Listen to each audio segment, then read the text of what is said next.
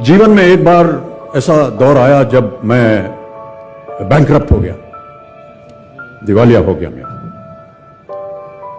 मेरी बनाई हुई कंपनी घाटे में चली गई, करोड़ों का कर्जा चढ़ गया, मेरा व्यक्तिगत बैंक बैलेंस जीरो यानी शून्य हो गया।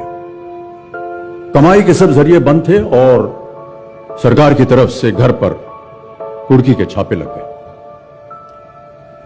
ये बात धीरूभाई को पता चली। बिना किसी से पूछे या जाने उन्होंने अपने छोटे बेटे और मेरे मित्र अनिल से कहा, इसका बुरा वक्त है, इसे कुछ पैसे दे दो। अनिल ने मुझे आकर ये बताया, देवर सज्जनों, जितना वो देना चाह रहे थे उससे मेरी सारी दुविधा और परेशानियां खत्म हो जाती। उनकी उदारता पर मैं भावुक हुआ, लेकिन मुझे लगा कि मैं उनकी उदारता को स्वीकार न कर पाऊंगा। ईश्वर की कृपा रही और कुछ संकट के दिनों के बाद समा बदला, काम मिलना शुरू हुआ और धीरे धीरे मैं अपने सारे कर्जे उतार पाया। एक शाम धीरूभाई के निवास स्थान से इवेंट पर एक दावत के अवसर पर मुझे भी आमंत्रित किया गया।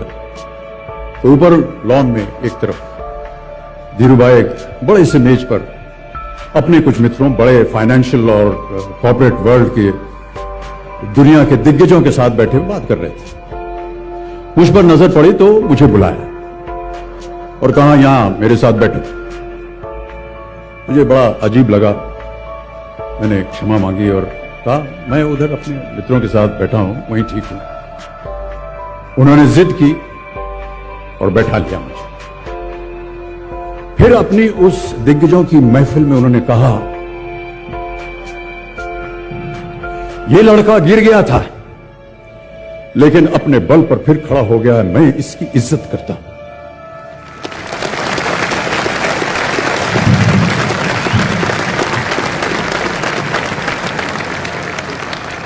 उनका ये व्यवहार और उनके वो शब्द मेरे लिए उस धनराशि से हजारों गुना ज्यादा मूल्यवान थे, जितना कि वे मुझे मेरी संकट से बाहर आने के लिए देने के लिए तैयार थे। कर्मयोगी थे वो। कहते थे, ईश्वर ने हमें दो मार्ग दिए हैं उन तक पहुंचने के लिए, एक भक्ति और ध्यान का और दूसरा कर्म और ज्ञान का।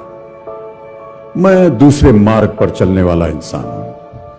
कर्म को धर्म मानता हूं और ज्ञान को ही ईश्वर।